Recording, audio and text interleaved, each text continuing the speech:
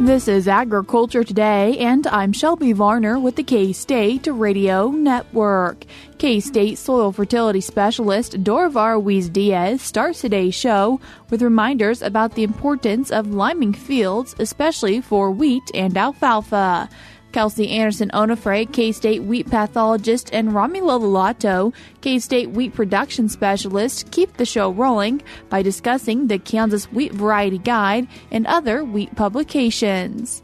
With an abundance of corn silage expected, K-State dairy specialist Mike Brouk ends the show, saying producers may be able to increase margins by using more corn silage and less alfalfa hay. That and more is coming up ahead on Agriculture Today.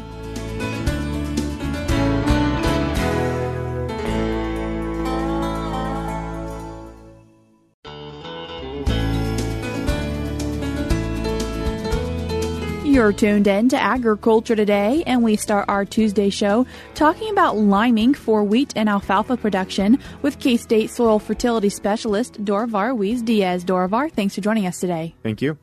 Dorivar, wanting to talk about just why liming is important for alfalfa and wheat, but how do soils even become acidic where that's needed? Yes, that's a good question. And acidity develops in soils basically naturally over time. A lot of this is just the weathering of the soil, organic matter decomposition, and rainfall. However, the use of nitrogen fertilizers in particular is something that contributes to significant amount of acidity over time. And that's the reason why we start to see low pH issues develop in soils that 15, 20 years ago, we didn't see any issues. So it is something that we'll expect to see as we continue to farm. We use fertilizer, and again, that fertilizer will contribute to acidity over time. Is there a type of soil that's maybe a little bit more susceptible to it? Yes, in those soils that will have lower buffer capacity, sandier soils, soils with lower organic matter, those are going to be soils that are going to become acidic much faster.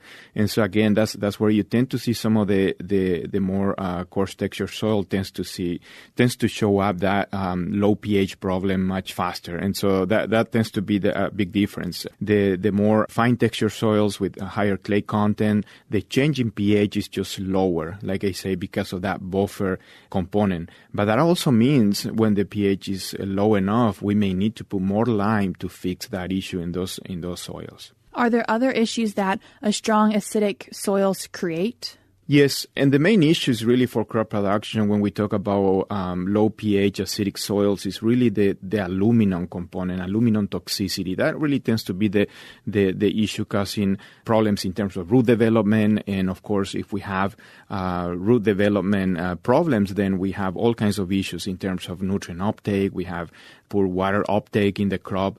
And that's the reason why when we see symptoms of low pH in the field, we tend to see a little bit kind of a droughty condition, what it looks like nutrient deficiency type conditions that show in the plant. And it is because we have the aluminum toxicity that significantly affecting root development. So that's really the main issue here.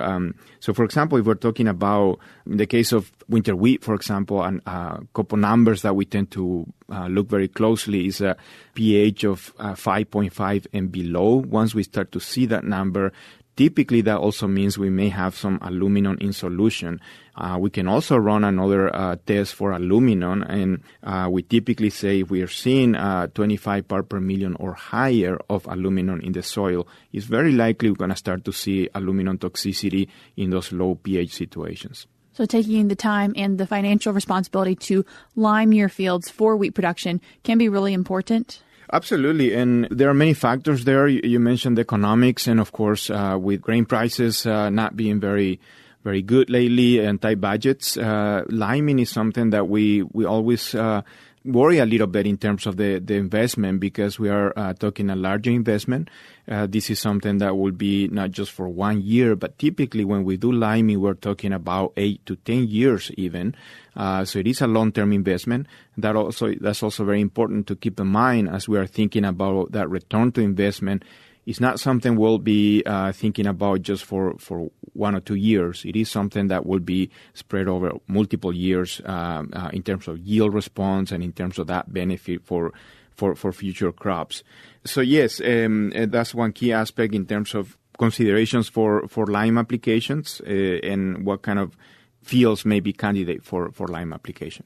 As we're thinking about applying that, mentioning that sometimes it may not be financially possible to apply the full rate of lime needed. So is a little bit of lime better than no lime? That's a very excellent question, and it is a possibility. As I mentioned, low pH like 5.5 and lower, we really start to see problems in terms of plant growth development.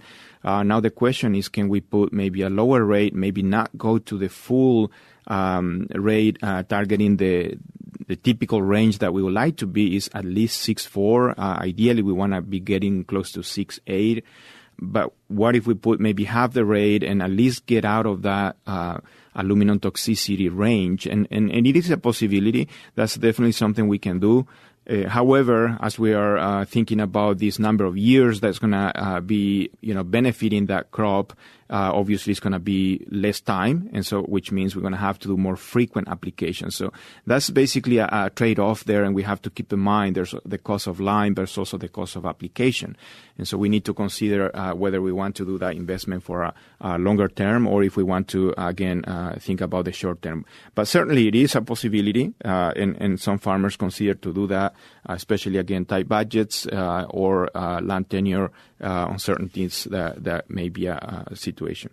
Dorivar, what about the importance of lime application when it comes to planting alfalfa? Yes, that's a special case, I will say, because it's a legume and it's very sensitive to low pH. We really need to pay attention to that. The other aspect is that when we are planting alfalfa, we are thinking about multiple years. We are hoping to use that alfalfa field for multiple years, and so we really have one chance to fix all these issues, especially when it comes to pH. Ideally, we want to target a pH of about 6.8 for alfalfa. And again, if we are preparing the soil, doing tillage at an excellent time to do incorporation and fixing that low pH issue is to do it now before planting. Right now, we are we are in the time where we are preparing for alfalfa planting. And it's an ideal time to check that pH, do the soil testing, and do applications if needed. Like I say, we do have one chance to do it. We do see sometimes situations where we are in a hurry. We want to go ahead and plant that, and then we find out we have low pH. And of course, at that time, oftentimes it's too late, and we already have issues with that alfalfa stand establishment is going to be significantly affected. And so certainly it is something we need to pay a little bit more attention because of the sensitivity of that crop and, again, the limited opportunity we have. One question that comes with this is what is the time frame that we're dealing with here? How long it takes for that lime to react and fix the pH? And we typically say about 6 to 8 weeks is when most of the reaction tend to happen. Of course, that can take also a few months depending on soil moisture. But again, with good moisture, most of that reaction will happen in 4 to 6 weeks. So we are in time to do this application. Dorivar, when we think about applying lime, what about for operations that go with a no-till system? Yes, in that situation, we obviously, if we are putting lime only on the surface and we are not incorporating, typically that lime is going to react only in the upper 2 to 3 inches. So in that situation, we typically say apply just half the rate because, again, we are not basically liming that full 6 inches. And so that is a good guideline. It's also important to perhaps do a different sampling, not just the 6 inches, but the 3-inch sample to have a better number in terms of the pH in that upper 3 inches. It is very effective option as well. And again, we do see some good crop response with our application. So that's definitely something we can do. What are some different lime sources that people might be able to consider? Yes, when we're thinking about lime types and lime sources, there are a couple components I'd like to mention. One of the key concepts we need to keep in mind is the effective calcium carbonate equivalent value. And this is basically an index that takes into account how pure the material is and how fine the material is. And the reason why we have to take this into account is because we have so much variability in lime sources. We have lime from different sources that are going to be more fine, less pure, and again we do need to put into essentially the same units, if you will, so we can compare them. We have things like pelletized lime, which is very, very high quality lime, but again we also have differences in prices, availability, and those are factors that we need to consider for each situation. What is available? What is the price? And again, put all in units of effective calcium carbonate so we can compare them. And again, once we look at pounds of effective calcium carbonate, the neutralizing activity of that lime is going to be similar. And so we expect the same result, basically. Another factor is basically the calcitic and dolomitic limestone, which is basically the content of magnesium or calcium. In Kansas, we tend to have more calcitic limestone, which is basically calcium carbonate. Magnesium carbonate is also an option in terms of the effect on acidity is similar. The only difference is that, of course, with the magnesium carbonate, we are providing some magnesium as a nutrient as well, which again is really not really a need for most of our soils in Kansas, where we do have plenty of magnesium for crops. Dorivar, if people are wanting to find out more information on this, how can they do that? Yes, we do have some publications for lime recommendations. The Kansas State fertilizer recommendations have guidelines for application rates. We also do have the e-updates, where we have a few articles where we can look at some of these. Dorivar, I appreciate you taking the time to join us today. Thank you. That was K-State Soil Fertility Specialist Dorivar Ruiz Diaz. I will link the resources that he mentioned in today's show notes on agtoday.net. We're cutting to a short break now, but stick around because we'll be right back.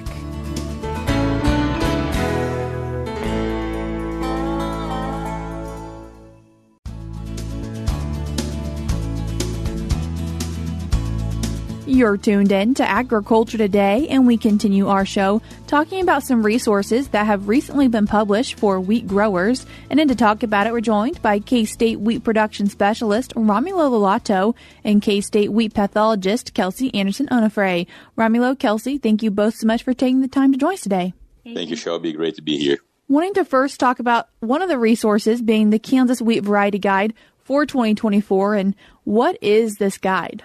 This is a publication that K-State puts out every year that really summarizes a lot of the major agronomic and disease traits for a lot of the varieties that are available in Kansas, right? So every year, Romulo, myself, and other colleagues here at K-State collect data through the year and from multiple years, and we summarize that into this guide and try to get that to growers to make their seed selection decisions coming into the fall here. So what's in that guide, right? So we do have about 85 varieties listed. So that's a lot of varieties. And, just thinking about disease ratings, we have 12 different diseases and insects rated there. So that's 1,000 data points to chew on. So that's a lot of information. And you can get all of those disease ratings in the back of the publication. But we also have some variety profiles where we pull out some of the strengths and weaknesses of these varieties, and also some, additional commentary and maybe areas of adaptation for these varieties. So this is what we like to call our plot tour imprint, right? Some of the things you hear us talking about during wheat plot tours out in the state, we try to summarize that and get that out to producers every year. What are some of those agronomic characteristics that are included when you look at those variety profiles? Yeah, so some of the big things that we talk about are our major disease resistance, right? So we have stripe rust, leaf rust, stem rust ratings. Those are, I think, important factors to think about when we're thinking about if we want a variety that we potentially will spray with a fungicide, or, we want something that's a little more resistant. And again, we update those every year. We also have updated wheat streak mosaic ratings and ratings to several other diseases. In terms of agronomics, maybe I'll let my colleague Romulo here talk to you about what's in the guide. Yeah, in terms of agronomic ratings, the information that we have out there, again, is to try and help growers make informed decisions based on which varieties to choose now, based on their cropping systems, right? So we have information regarding drought tolerance of those varieties. And this year was a good year to take a number of notes on drought tolerance. So we have some updated values there.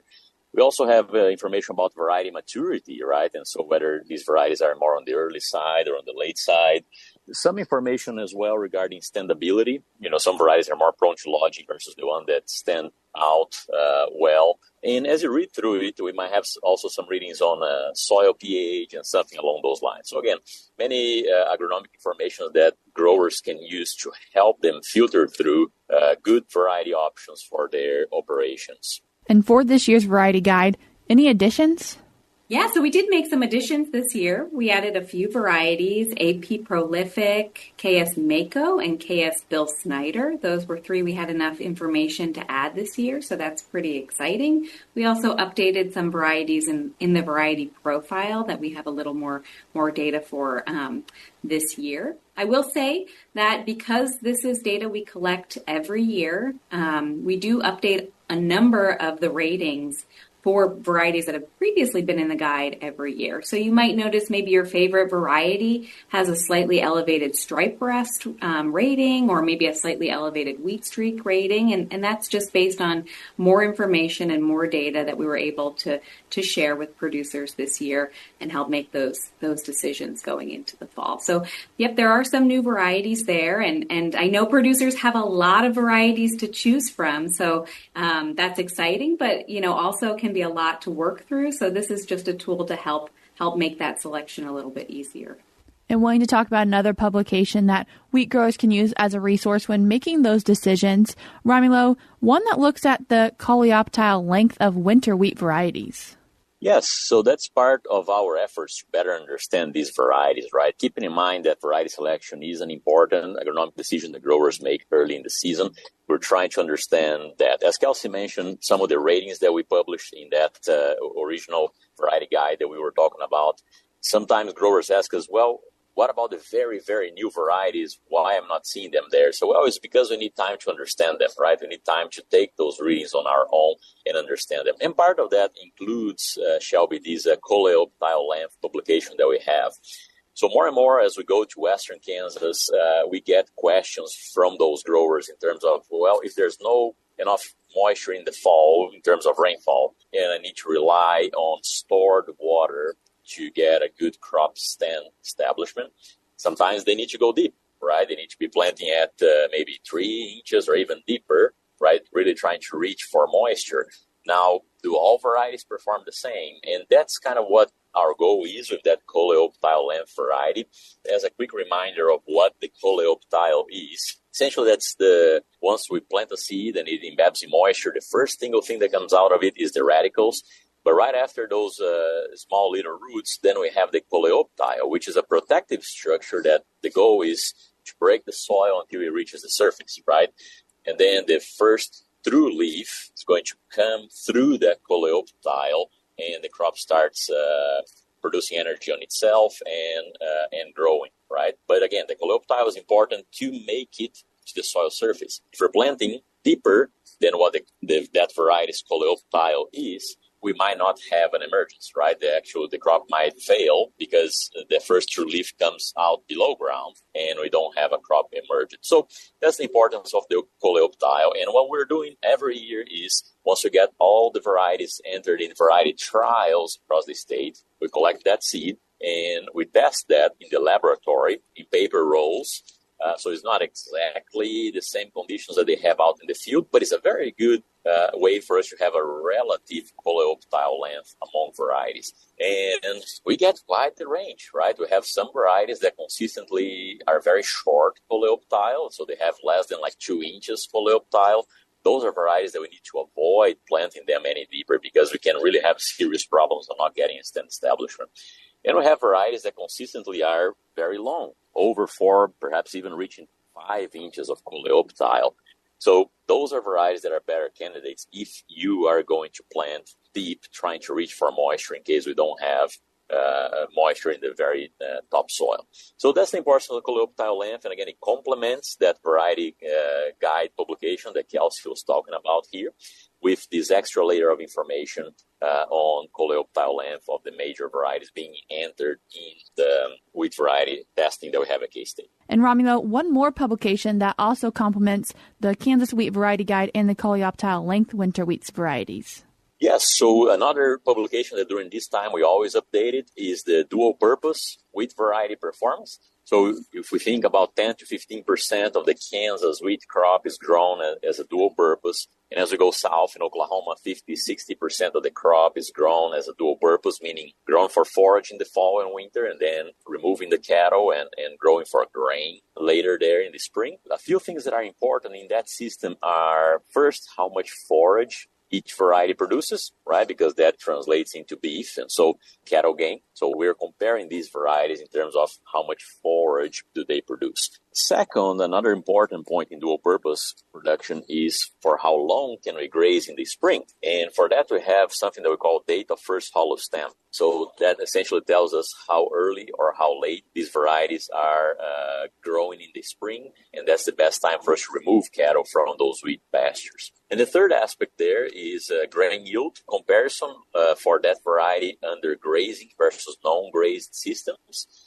So some varieties are more tolerant to that stress imposed by grazing, while other varieties are more sensitive and they have a steeper yield penalty, right? And so those three things is what we are comparing in the dual purpose variety publication. So we plan these trials out in Hutchinson. Some of these trials are grazed, and we're measuring many things related to forage production and first hollow stem. Other trials are planted as a grain only under the optimum planting time, so very different management there. And we compared those yield levels. Now, this year was interesting because we had such a dry spring that the weather conditions were not favorable at all for crop recovery from grazing. So our grain-only trial averaged about 53, 54 bushels per acre, and the grazed trial yielded about 39.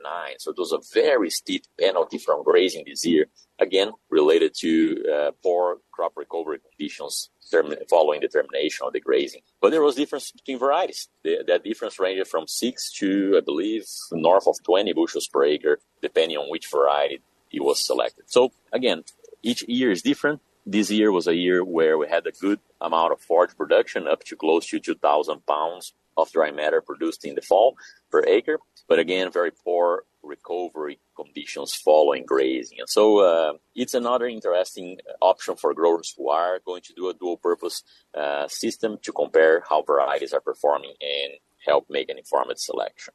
Romulo, Kelsey, I appreciate you both taking the time to join us today and share with us some recent publications for wheat growers.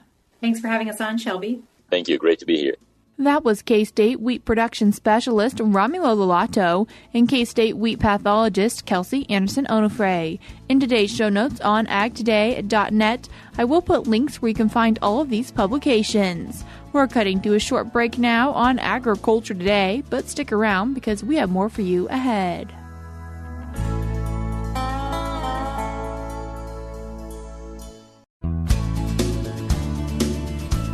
This is Agriculture Today. Along with Shelby Varner, I'm Jeff Wickman. We end today's program with this week's milk lines. K-State dairy specialist Mike Brouk discusses how producers may be able to increase margins by adjusting their rations to include more corn silage. Today I'd like to visit with our Kansas dairy farmers concerning the amount of alfalfa that you're including in your lactation rations. You know, as we look through the history of the dairy industry, high production in dairy cattle has always been tied to two things as far as forages go, corn silage and alfalfa hay.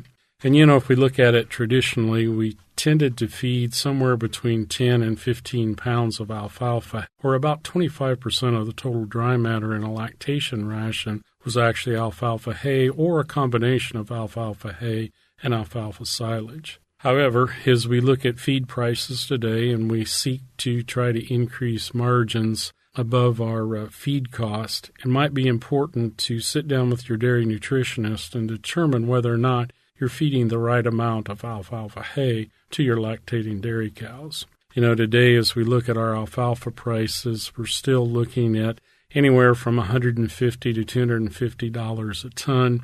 The higher-priced hay is obviously of much higher quality than the lower-priced hay, but it is a significant cost in our rations. So there are some things that have really changed over the years. When you look at some of the old studies that looked at the amount of alfalfa to include in a dairy ration, our corn silage in those days was much different. Today, most of our corn silage is chopped with a longer cut length, so rather than the traditional 3/8 or half-inch cut length. It's either 3/4 or 1 inch. So it now has more physically effective fiber associated with it than it used to. Some other things to consider is that kernel processing today is available for our corn silage. Wasn't really available back when those studies were done. So the corn silage that we feed today is much different than what we used to feed 20 years ago. Some other things that you might want to start to think about as you look at your feed cost in the next feeding season is how much available corn silage do you have? Many of our Kansas dairy producers have been blessed with a tremendous corn silage crop this year. And if it was put up at the right moisture levels, it probably is of very good quality. So as we think about making this move to maybe a higher amount of corn silage in the ration and maybe less alfalfa in the ration, what are some things that you need to think about? Well, number one, we're removing fiber from the diet. And lactating cows do have a requirement for physical effective fiber or fiber that's going to cause them to ruminate. We also are removing significant protein as well as some minerals that we'll need to supplement the diet with in order to make this change. So as we move forward in the next feeding year, some of the things that you might want to consider with your nutritionist would be, number one, corn grain probably will be cheaper over the next year than it was in the past year. That will probably drive down the prices of the fibrous byproducts associated with corn processing. So things like corn gluten feed, whether wet or dry, probably will come at a lesser cost maybe than what they have in the last couple of years. Another factor to consider is that soybean prices may be falling over the next year. This will also lower the price for things like soybean hulls. So the advantage of things like corn gluten feed and